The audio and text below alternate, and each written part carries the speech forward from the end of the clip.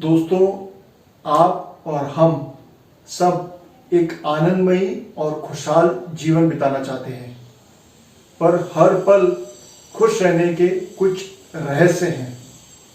इन रहस्यों को जानने के हमारे पास 4 तरीके हैं। पहला तरीका, हम इन्हें अपने अनुभवों से जानें। दूसरा तरीका, हम श्रेष्ठ किताबें पढ़कर जानें।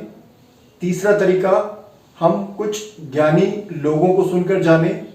और चौथा तरीका, जो सबसे सरल तरीका है, हम इन रहस्यों को कहानियों के माध्यम से जानें।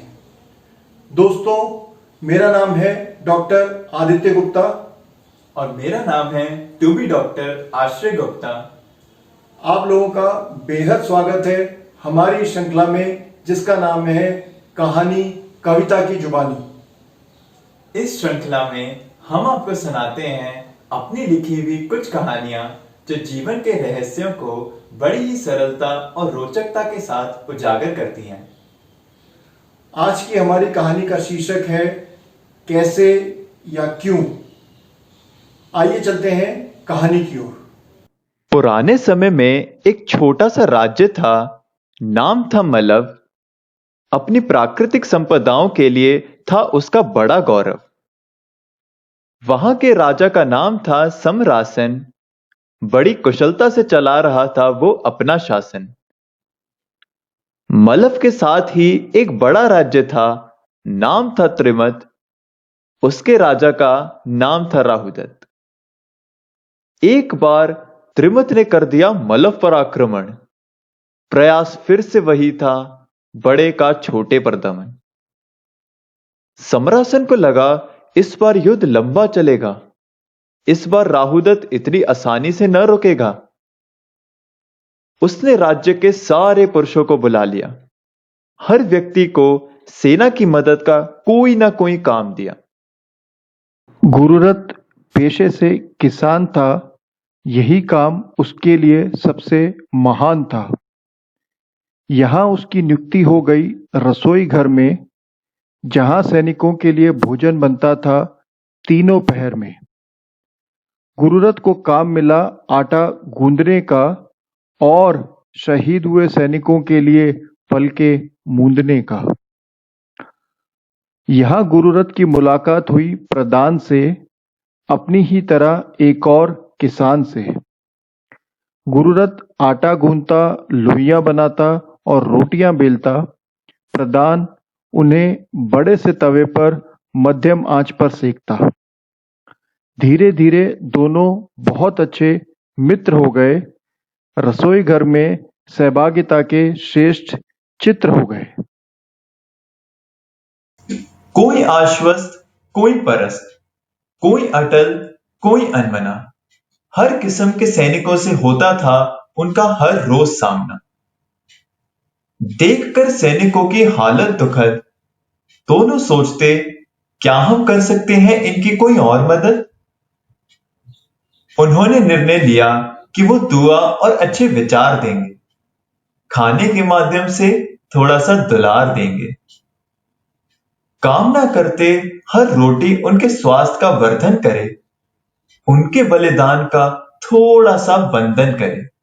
दोनों अक्सर अपने खेतों को याद करते थे, अपनी फसलों की हालत पर चिंता करते थे। दोनों के बेटे थे अभी किशोर, जिन्होंने संभाली नहीं थी अब तक खेती की डोर। दोनों अपने खेत बेटों को संभाल कर आए थे, एक बेटा दूसरे के हवाले करके आए थे। 3 महीनों के बाद युद्ध पर पूर्ण विराम लगा। अथक प्रयास से दुश्मन को दिया भगा। आखिर गुरुरत्त और प्रधान को घर लौटने का मौका मिला। परिवार के से मिलने का विचार से उनका मन था बेहद खिला। दोनों के गांव आसपास ही थे, इसलिए निर्णय हुआ साथ ही जाएंगे, एक दूसरे के परिवार को जानेंगे और कुछ समय बिताएंगे। रास्ते में पहले प्रधान का गांव पड़ा, विस्तार में गुरुरत्त के गांव से काफी बड़ा। प्रधान बड़ी उत्सुकता के साथ अपने खेत पर पहुंचा, पर वहां का नजारा देखकर बेहद संकुचा।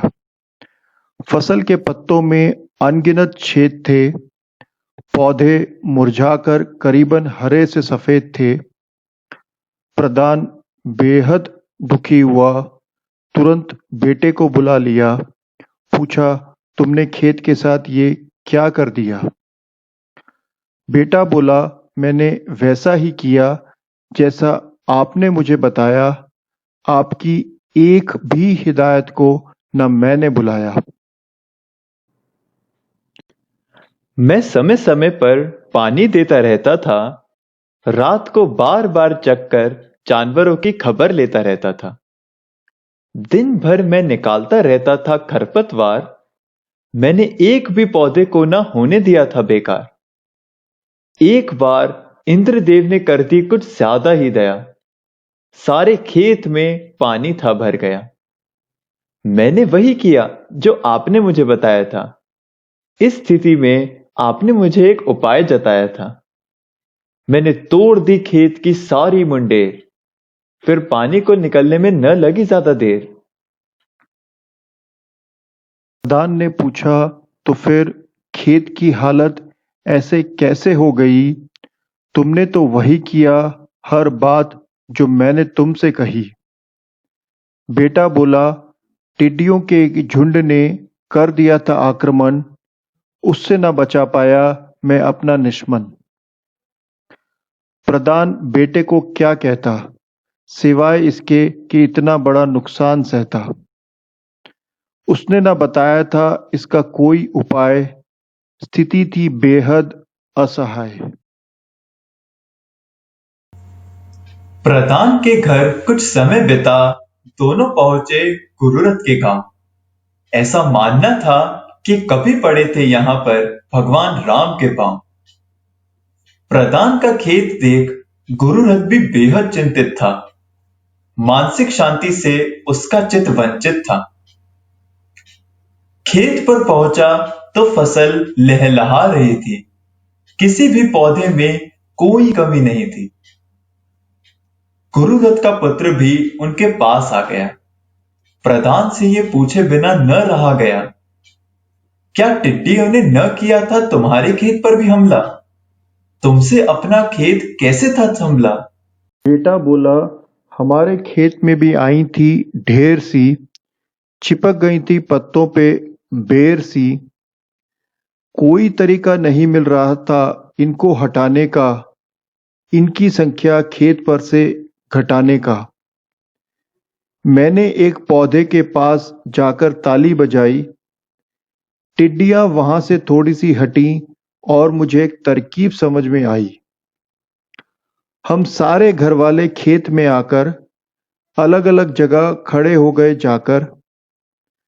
फिर हमने जोर से थाली पीटनी शुरू कर दी, टिड्डियों के कान अनगिनत शोरों से भर दी। टिड्डियां इतना शोर न सह पाई, कुछ ही मिनटों में भागती हुई नजर आई। प्रधान गुरुरथ से बोला, तुमने अपने बेटे को खेती बड़े अच्छे से समझाई, कैसे खेत को बचाना है उसे हर बात समझाई।